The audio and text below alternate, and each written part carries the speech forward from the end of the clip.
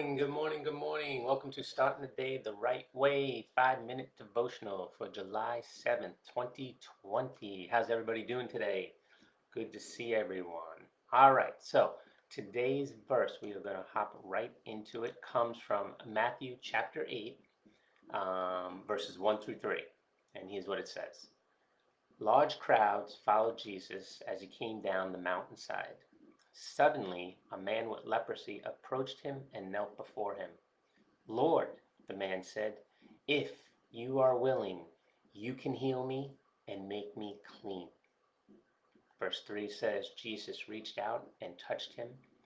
I am willing, he said, be healed, and instantly the leprosy disappeared. So God led me to that verse this morning, and it got me thinking, especially as a dad, what I found, what's been my experience, that one of the toughest things, there's many tough things, but one of the toughest things that I found to teach my son is two characteristics: the characteristic of empathy and the characteristic of compassion.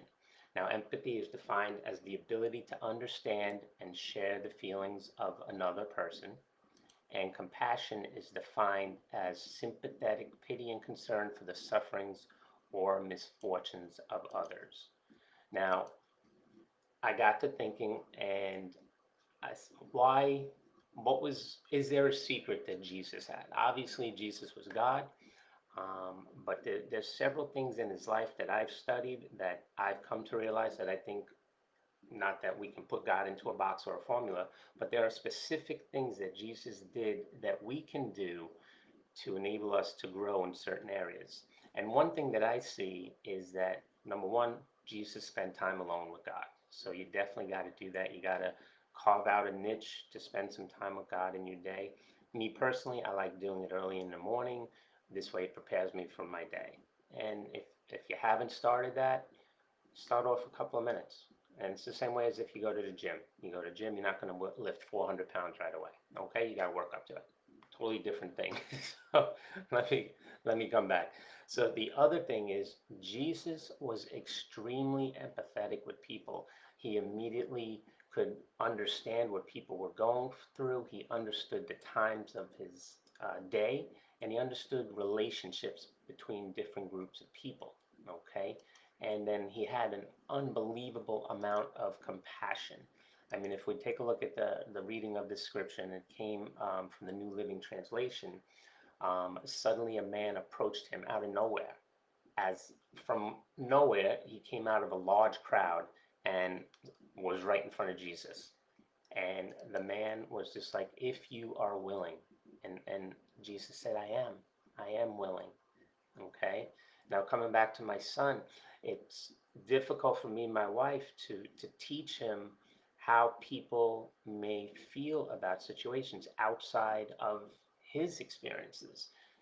His experience is that he has two extremely loving parents that pour into him, that spend time with him, that, you know, to our fault, buy many things for him, many toys since he's an only child.